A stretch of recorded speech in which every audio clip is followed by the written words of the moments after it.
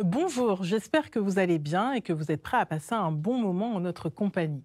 Aujourd'hui, notre émission Tous frères est consacrée à la religion musulmane avec le verbe cultiver. Nous sommes donc allés à la rencontre de ceux qui ont choisi de travailler la terre à Mayotte. Nous les avons rencontrés avant le passage du cyclone Chido, une terre importante dans le Coran où il est écrit « Dieu vous a fait la terre pour lui et le ciel pour toi ». Nous avons suivi à Mayotte le président du syndicat des jeunes agriculteurs de l'île. Depuis 11 ans, il a repris l'exploitation de son grand-père. Pour lui, produire local est essentiel. Valoriser le travail des agricultrices et les aider à vendre leurs produits, c'est le but d'une association mahoraise. Nafa Hati en fait partie. Elle se bat pour transmettre la tradition du travail de la terre à la jeune génération. Dans la chronique cette semaine, nous verrons ce que dit la Bible sur la culture de la terre. Cultiver comme dans l'histoire d'un paysan qui n'hésite pas à partager son savoir-faire avec ses voisins pour une meilleure récolte. Luciano vous raconte cette histoire.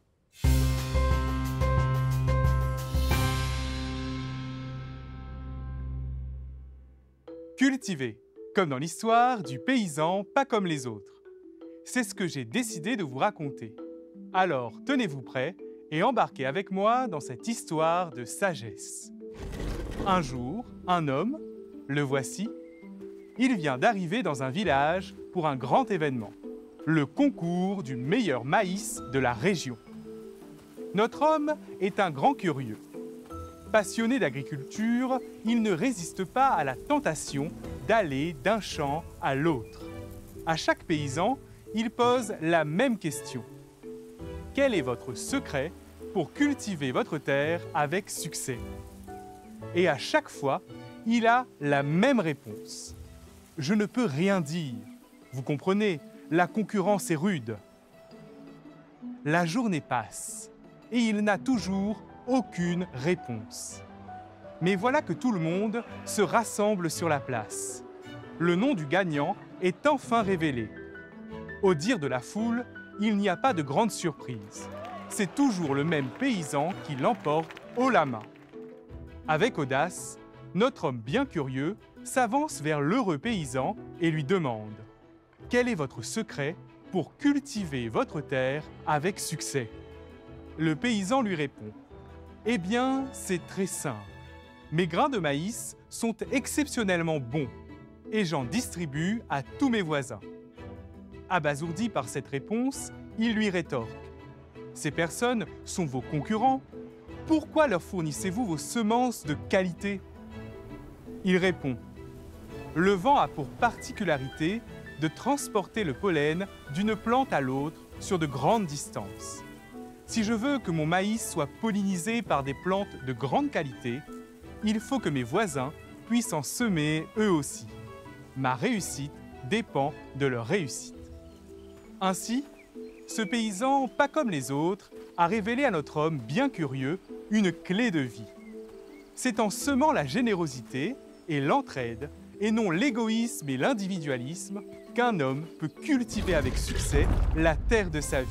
Et c'est une clé si importante qu'on en parle encore aujourd'hui. Et nous accueillons Aurélie, bien entendu. Bonjour Aurélie. Bonjour Muriel. Nous allons donc direction Mayotte, plus précisément à Coconi. C'est au milieu de la plus grande île de l'archipel où nous avons rencontré un amoureux de la terre. Tout à fait, Muriel, vous le disiez en début d'émission, nous avons tourné toutes ces images avant le passage du cyclone Chido qui a dévasté Mayotte en décembre 2024. Être agriculteur dans nos outre-mer, c'est travailler et vivre avec la nature, c'est aussi l'affronter. Nous avons donc rencontré Anouar, que vous voyez juste ici, dont l'exploitation, comme beaucoup d'autres, a été rasée par la violence du cyclone. Heureusement, sa famille va bien, tout le monde travaille aujourd'hui au nettoyage et à la reconstruction de la plantation. On ne se rend pas bien compte, mais y a-t-il de nombreux agriculteurs à Mayotte? Tout à fait. Alors, il y a entre 4 000 et 6 000 agriculteurs vivriers à Mayotte. Les fruits et légumes cultivés sont la base de l'alimentation des Mahorais. Cela fait partie de leur culture, cultivée pour la famille, tout en respectant la nature. Regardez l'exemple d'Anouar avec Anna Bélissance et Sylvain Ducasse.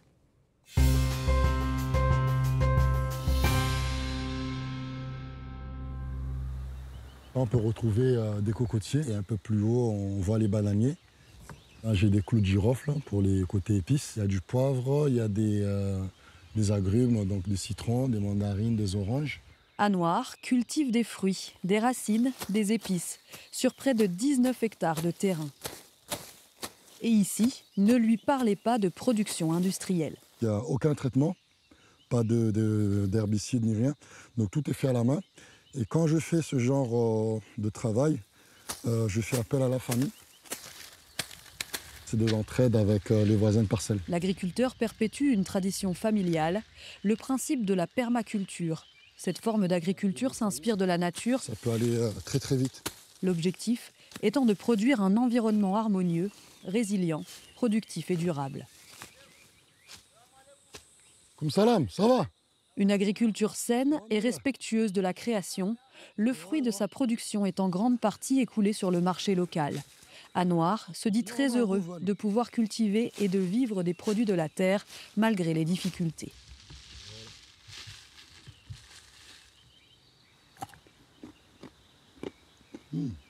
Ça reste un luxe, un privilège de pouvoir produire sa propre nourriture et pouvoir distribuer un peu aussi à Mayotte. Dans les années 80-90, le Mahorais, quasiment tous les ménages étaient agricoles. Et c'est un peu dommage que ça se perd aujourd'hui. Tout ce qu'on produit là, les 3/4 sont volés. On entretient nos terres, mais c'est vrai que pour tirer un bénéfice avec ces vols-là...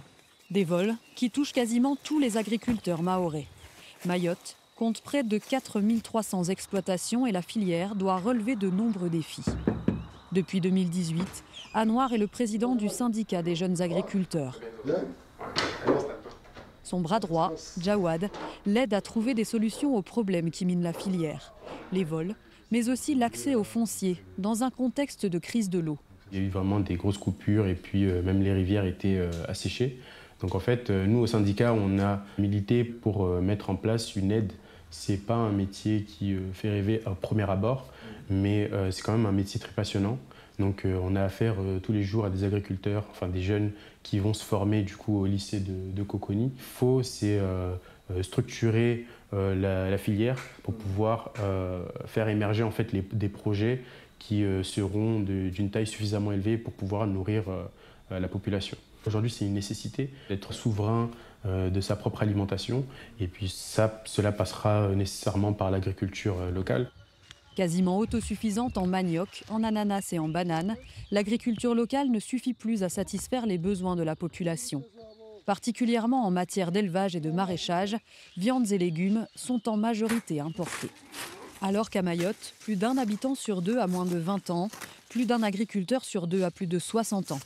L'avenir de l'alimentation locale dépend de cette nouvelle génération de planteurs inspirés par les méthodes des anciens. Quand mon grand-père est décédé, pendant 2 ans, l'exploitation était restée en friche. Et c'est en voyant toute cette richesse que j'ai décidé de m'acheter une machette et de commencer à tailler, débroussailler, entretenir. Le tout premier souvenir que j'ai, c'est ici dans l'exploitation. À courir, à ramasser les fleurs, à manger des grains de café. Je voyais mon grand-père faire à l'époque, quand il était de ce monde qui produisait. Sur son terrain, la présence, le souvenir de son grand-père le guide dans ses choix. Pour faire face au vol de fruits et légumes, Anouar va cultiver cette plante. C'est du moringa. Le moringa, on ne le vole pas, parce que c'est un produit qui nécessite une transformation, où on le mange comme ça, mais chaque Mahorais en a un dans sa cour. Donc les gens, ils ne sont pas trop intéressés par ça. Ça fait partie de l'avenir, en tout cas de mon exploitation, parce que j'ai un public qui va m'acheter ces plantes-là une fois que je les aurai bien transformées. Ça renferme beaucoup de calcium et c'est un complément alimentaire non négligeable. Bonjour, on va passer la petite journée ensemble, ça va? Se renouveler sans cesse grâce à la nature. Je vous propose de prendre un petit déjeuner. Pour Anouar, l'avenir passe aussi par l'agrotourisme. On attaque à l'atelier, ok? Et lorsqu'il ouvre ses portes au public, c'est l'ilang-ilang qu'il met en avant. Elle est mature lorsqu'elle est jaune et aussi surtout lorsqu'elle a ses points rouges à l'intérieur. Car si l'on nomme Mayotte l'île au parfum, c'est grâce à ses fleurs à 6 pétales. Le symbole d'une agriculture prospère sur l'île, la première denrée exportée au siècle dernier.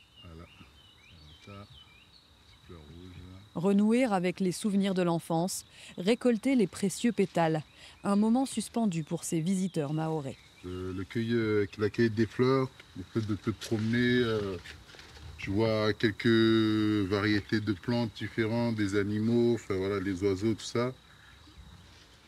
On ne peut pas mécaniser. C'est ça aussi qui fait la beauté de cette huile essentielle. Les vieux alambics du grand-père danois cohabitent avec la nouvelle génération. C'est les tout premiers alambics que mon grand-père avait, en tôle. On voit à quel point ils sont abîmés. Mais ça, c'est de l'histoire, en fait. C'est une fierté de pouvoir se dire qu'on n'a pas lâché le patrimoine familial. On reprend cette culture d'Ilang. C'est vraiment quelque chose de formidable. Ça n'a pas de prix, en fait. Puis ça sent tellement bon. Grâce à l'agrotourisme, Anouar envisage d'accroître sa superficie plantée en ilang-ilang. Malgré les difficultés, il se fait la promesse de continuer à cultiver, un courage qui épate Jaoulati. Voilà. Avec ce qui se passe en ce moment, on voit bien que le fait de vivre que de l'agriculture, ça ne vous suffit pas forcément. Donc ça rajoute des revenus en plus et en plus ça permet de faire découvrir de nouvelles choses. S'approprier les gestes, les techniques ancestrales, c'est ce que ces touristes locaux sont venus chercher. Bon. Et ils repartiront avec un échantillon du nectar de cette journée, comme pour se souvenir que cultiver à Mayotte, c'est aussi transmettre et partager. Merci. Et nous continuons à en parler, cette fois-ci avec notre invité, direction pour cela le département du Nord, du côté de Wattrelos, où nous retrouvons Tayeb Chouiref, islamologue. Alors bonjour et merci d'être avec nous. Et déjà pour commencer, est-ce que vous avez en tête un verset du Coran qui pourrait réconforter les Mahorais qui ont été durement touchés par le passage du cyclone ? Bonjour et merci de votre invitation. Alors, effectivement, le Coran évoque à de nombreuses reprises des attitudes que l'on peut avoir lors des grandes épreuves. Et notamment, il y a ces beaux versets de la sourate 2, les versets 155 à 157, qui évoquent les épreuves qui peuvent durement toucher un être humain et qui soulignent que lorsqu'on fait l'effort de faire preuve de résilience, de faire preuve de patience, et que l'on continue, malgré la difficulté, à tendre la main aux autres, à être dans le partage, eh bien, on reçoit les bénédictions de Dieu. Et donc, vraiment, il y a dans ces versets un fort soutien et une forte consolation. Bon, j'espère que ça va être entendu par les agriculteurs de Mayotte. Dans le travail de la terre, est-ce qu'il y a une idée de co-création entre l'homme et Dieu ? Alors, il faut toujours revenir à cette notion centrale qui fait de l'être humain Khalifatullah, c'est-à-dire le vicaire de Dieu sur terre. Et cette notion de Khalifa, qui a donné le mot calife en français, veut dire souverain, eh bien, ça veut dire que l'être humain est responsable des équilibres dans la nature et qu'il est dans une sorte de perpétuation, de continuation de la création et qu'il a donc à la fois la possibilité, bien sûr, de jouir de tous les bienfaits qu'offre la nature, mais il en est aussi le gardien et le responsable. Et en quoi cultiver la terre peut être considérée comme une responsabilité de l'homme vis-à-vis des autres hommes, donc de l'humanité et de la création ? Eh bien, que ce soit dans le Coran ou dans les hadiths, c'est-à-dire dans les paroles du prophète, il y a cette idée très forte que la générosité divine peut s'exprimer à travers l'action humaine. Et lorsqu'on cultive, c'est un acte humain, évidemment, mais en même temps, c'est un acte qui permet à la générosité divine de s'exprimer. Et c'est pour cela qu'il y a un très beau verset dans la sourate 56, c'est le verset 63, qui dit « Avez-vous réfléchi, avez-vous observé à ce que vous cultivez ?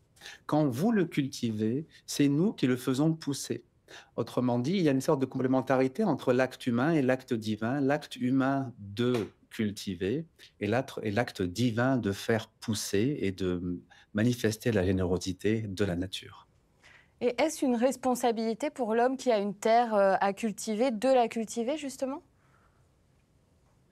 Oui, tout à fait. On considère même que finalement, la véritable propriété, c'est le fait de cultiver une terre. Et il y a de nombreux versets qui soulignent que lorsque l'on cultive, il faut concevoir, il faut penser au fait qu'une part de ces cultures va revenir aux pauvres et c'est ce qu'on appelle la zakat. Et cette part, en fait, c'est vraiment quelque chose qui appartient aux pauvres et aux démunis et qui doit être intégré même dans le calcul des récoltes et dans la façon ensuite de les partager.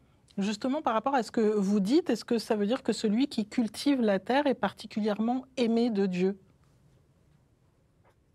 Oui, tout à fait, parce que d'une part, il prend soin de la création, il est dans une continuité, comme on l'a dit tout à l'heure, de l'acte divin de donner. Dieu donne, mais ensuite l'homme transforme.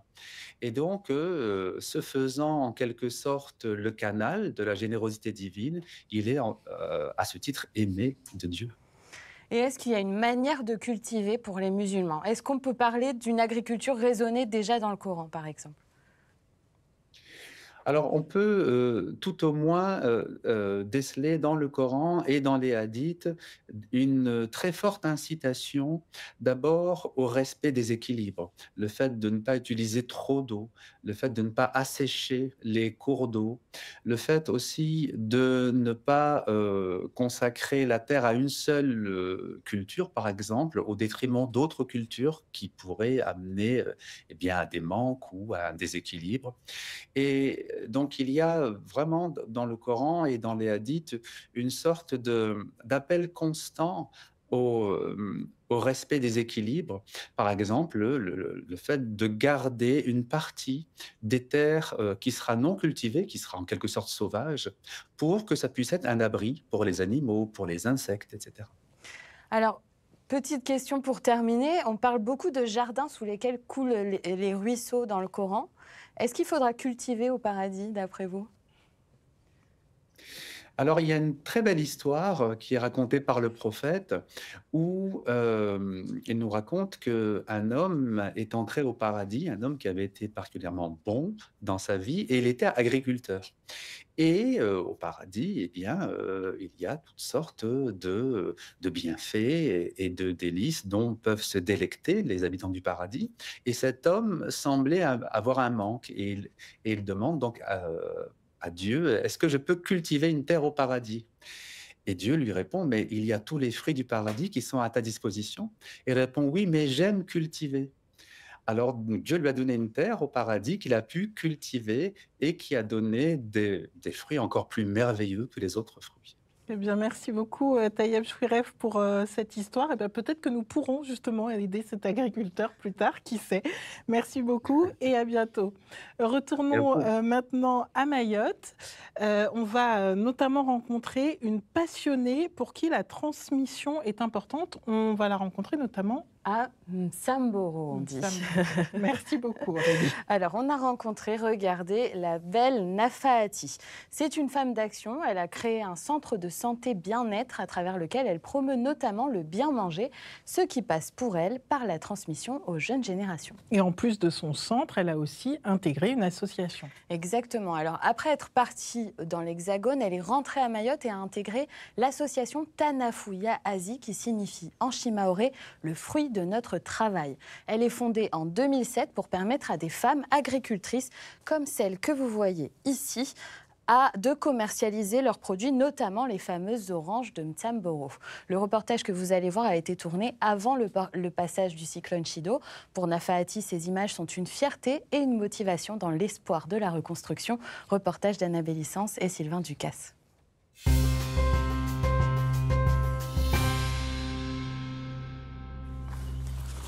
Assalamu alaikum. J'ai ce souvenir toujours en famille au Tobé. On quitte la maison très tôt le matin pour venir aider nos parents dans le champ.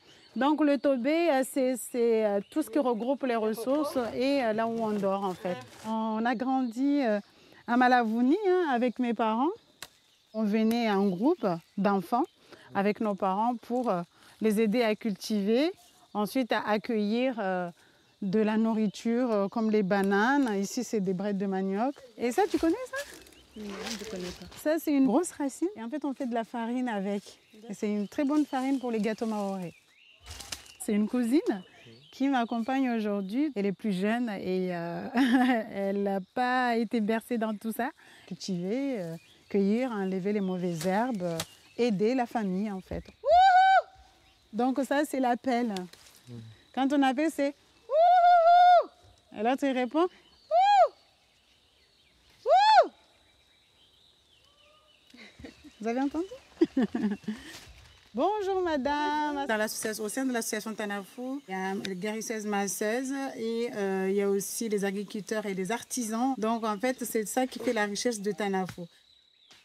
Nous avons presque une soixantaine d'adhérents et la majeure partie ce sont des femmes.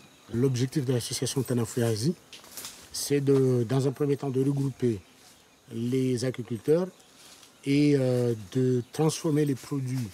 Par exemple, l'ananas, on transforme en jus. Les bananes, on peut faire des chips. Ça, c'est le curcuma à l'intérieur, là. Alors, on coupe, hop, ça. Vous voyez, il y a des petits bouts, là, qui ressortent. Hein. Il y en a plusieurs. Et ça, en fait, ça va sortir. On va le replanter comme ça, dans ce sens. On le pique et on coupe. Alors, on apprend beaucoup de choses comme là. Je la vois en train de cueillir des choses. Elle est très concentrée, mais elle sait pourquoi. En fait, ce sont des plantes médicinales pour une personne qui veut être enceinte. Donc, alhamdoulilah, comme on dit chez nous, c'est la grande sœur de ma mère, je peux dire c'est ma maman, qui nous a transmis en fait ce savoir-faire.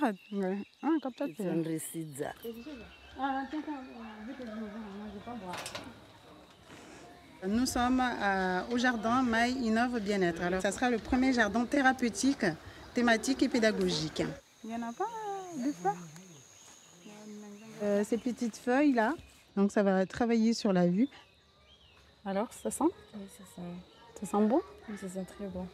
En fait, j'ai voulu créer le jardin thérapeutique pour répondre aux besoins des personnes. On va accueillir des personnes à mobilité réduite, donc ils ont quand même des problèmes aussi de santé. Si on est concentré sur quelque chose, on ne va pas penser à son stress.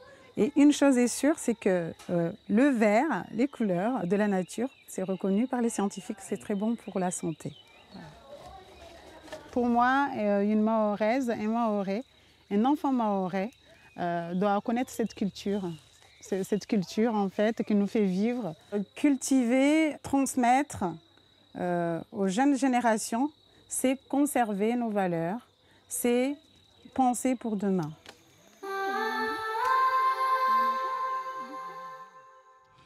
Et dans la chronique cette semaine, Aurélie, lumière sur les catholiques pour qui la culture de la terre est aussi très importante. Alors Aurélie, question, même si j'ai un petit peu une réponse, je pense, qui est le premier à cultiver ? Le premier à cultiver, c'est Dieu. Dieu, voilà. Et oui, parce que l'origine de la vie, c'est la terre, justement. Dieu, c'est par elle qu'il va créer l'homme. Adam, donc Adama, qui veut dire la terre en hébreu. Et Dieu nous encourage-t-il à suivre son exemple ? Oui, et il donne même des conseils très précis, notamment dans le Lévitique. Dans l'Ancien Testament, il conseille aux Hébreux un repos sabbatique de la terre, une année, tous les 7 ans. Pour les chrétiens, ce passage délivre une sagesse plus large sur la place du travail dans la vie, à l'image de la sagesse de l'agriculteur. Et alors, grâce à l'enseignement de Dieu, l'homme est donc devenu capable de cultiver seul, c'est ça ? Eh ben non. Ah non. Ben non, pas vraiment. En fait, si la graine, regardez, si la graine, elle est semée par l'homme, ce qui se passe ensuite le dépasse. Ça découle de l'action invisible de Dieu. Dans le Nouveau Testament, Jésus dit « L'homme qui jette en terre la semence, qu'il dorme ou qu'il se lève, la semence grandit, il ne sait comment. » C'est vrai que finalement, une fois qu'on a planté la graine, la germination, la croissance. Mais ça ne nous appartient pas. Ouais, on ne sait pas vraiment ce qui se passe d'ailleurs. En fait, c'est le travail de la nature, donc de Dieu. Ensuite, il ne reste plus qu'à récolter le fruit de son travail à lui. Et plus largement, pour les chrétiens, cette dépendance à Dieu est vraie tout au long de la vie. C'est vrai, Muriel. D'ailleurs, l'image de la semence est régulièrement utilisée par Jésus dans le Nouveau Testament. On peut prendre l'exemple de la parabole du semeur. Dans cette parabole, la semence, c'est la parole de Dieu et l'homme, c'est la terre sur laquelle tombe cette parole. Selon qu'il se laisse cultiver ou non, l'homme pourra croître ou non. Il pourra récolter les fruits de la parole ou s'en éloigner. C'est joli ça comme image. Donc, cultiver, je pense notamment aux agriculteurs, c'est un métier difficile. Comment trouver justement la ressource pour continuer ? Oui, Muriel, vous entendrez toujours les agriculteurs parler de l'imprévisibilité de leur métier quand on parle des conditions climatiques, des catastrophes comme le passage de Chido à Mayotte, des espèces nuisibles et beaucoup d'autres choses. Ces conditions obligent celui qui cultive à être humble face à la nature. Et malgré les difficultés qui peuvent parfois provoquer la colère ou le désespoir, c'est cette humilité qui sauve et les rapproche de Dieu. En résumé, cultiver pour les chrétiens, c'est d'abord suivre l'exemple de Dieu et se laisser ensuite guider par sa main. Si le travail de la terre est parfois difficile, il permet de nous rappeler ce que nous sommes pour Dieu, un terreau fertile où peut grandir sa parole et qui peut même inspirer les autres fleurs du jardin.